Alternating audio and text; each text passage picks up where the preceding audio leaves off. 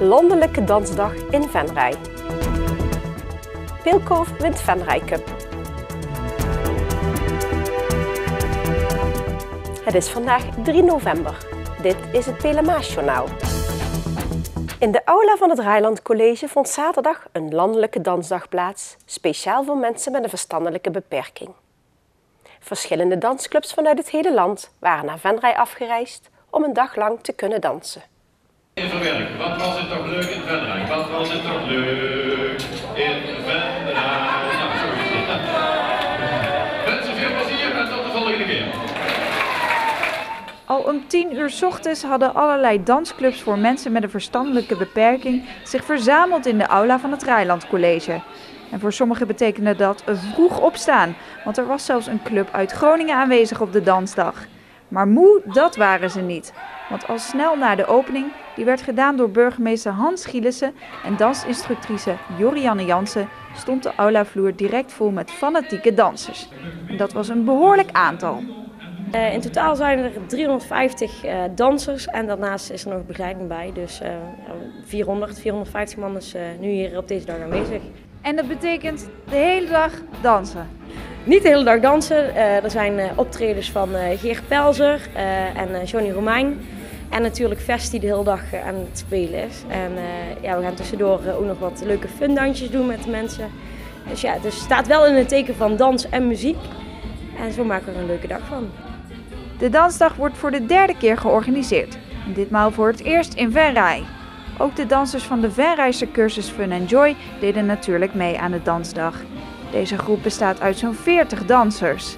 Maud en Brit zitten ook bij de club Fun & Joy en genieten altijd erg van de danscursus. Ik vind dansen goed leuk. De gezelligheid en de groep en de verschillende dansen die wij doen, vaste dansen en losse dansen, dat is allemaal gezellig. Wat voor dansen doen jullie dan allemaal zo in de lessen? De cha-cha-cha, de Engelse wals, de country dans, de rumba, de hands-up, disco dans. Wat is je lievelingsdans? De hands-up vind ik wel leuk en de vaste dansen zijn ook wel leuk. Wat is jouw lievelingsdans? De cha-cha-cha. Is dat dan ook de dans die jij vandaag het meeste gaat dansen? Als we vaak van die muziek draaien, dan misschien wel, ja. En niet bang voor pijn in voeten, want het gaat de hele dag door, hè? Nee, je kunt ook tussendoor zitten en uitrusten. Dus en als je pijn in je voeten hebt, kun je gewoon gaan zitten. Of als je echt last van hebt, kun je naar de EHBO.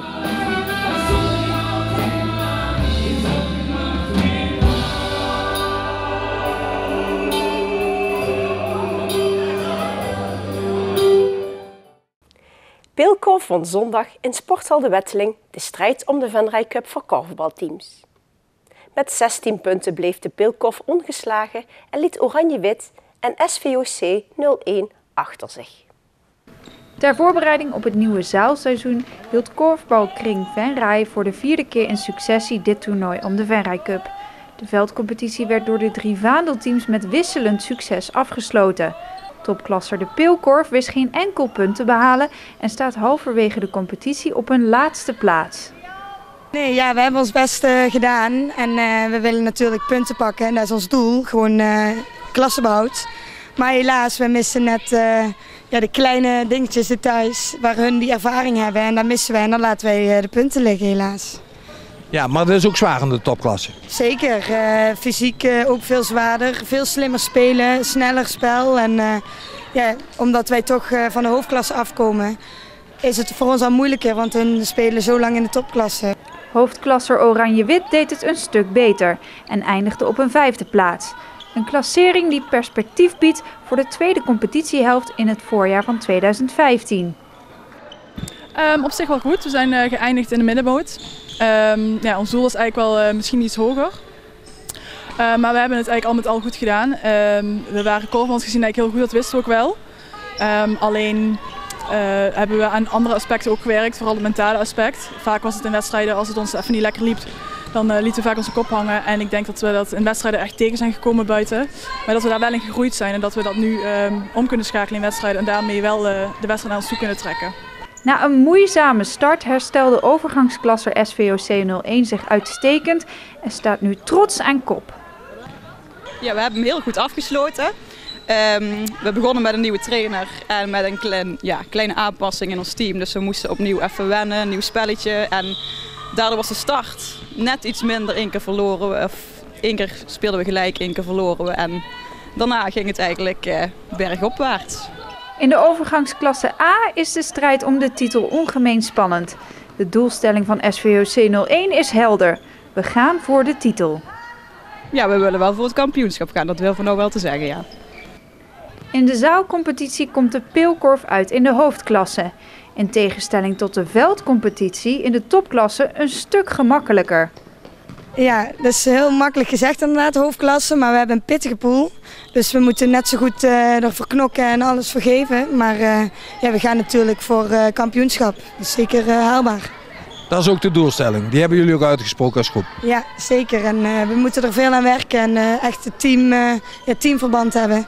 Naarmate we verder zijn in de competitie zie je al goed dat we het een beetje kunnen vertalen. En uit ons ook in resultaten in de wedstrijd, ook de oefenwedstrijd. We hebben het gewoon supergoed gedaan en hopen dat in de zaal meteen voor de punten pakken. Ook Oranje-Wit speelt in de hoofdklasse. De verwachtingen bij die ploeg zijn minder hoog. We verwachten zware tegenstand. We hebben eigenlijk allemaal wel echt goede tegenstanders die wij ook goed kennen. Dus wat dat betreft hebben we pittige wedstrijden voor de boeg. Alleen ik denk dat we gewoon echt wel het vertrouwen hebben nu dat het Korfband gezien eigenlijk op alle andere aspecten ook gewoon goed zit. We hadden net ook weer een wedstrijd waarin we op een gegeven moment werden gecoacht van hey dames kom op. Tandje erbij en dan zien we dat we nu echt kunnen omschakelen en ook beter met tegenslagen om kunnen gaan. Dus ik denk dat dat extra een beetje gewoon nu ons meer op gaat leveren, hopelijk. Maar ja, het doel is gewoon bovenin ergens eindigen. Ik zeg niet kampioen, maar wel bovenin. SVOC 01 start zondag de zaalcompetitie in de overgangsklasse. De doelstelling werd voorafgaand aan de Venray Cup besproken door het team en begeleiding. Toevallig dat we net begin van de Venray Cup even het seizoen hebben besproken, het seizoen wat verwachten we. En we hebben ook wel gezegd dat we voor de eerste plek willen gaan met z'n allen. Is dat een reële optie? Een reële optie hebben we een paar dezelfde teams als die we op het veld ook hebben. En een paar andere teams die we uit het verleden wel kennen. En gezien waar die staan nu in de andere klasse of in de andere pool, is dat wel een reële doelstelling. De dames van de peelkorf vierden ondertussen hun feestje na het behalen van de Venray Cup. Tot zover het Pelemaasjournaal. Deze uitzending wordt herhaald tot en met dinsdag 6 uur 's avonds. Om 7 uur is er weer een nieuw journaal. Weer of geen weer, bij ons is het altijd vakantieweer. Aankomende nacht is het bewolkt. Er zijn langdurige perioden met regen.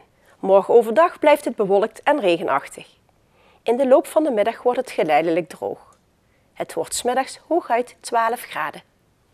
Ik dank u voor het kijken en graag tot morgen.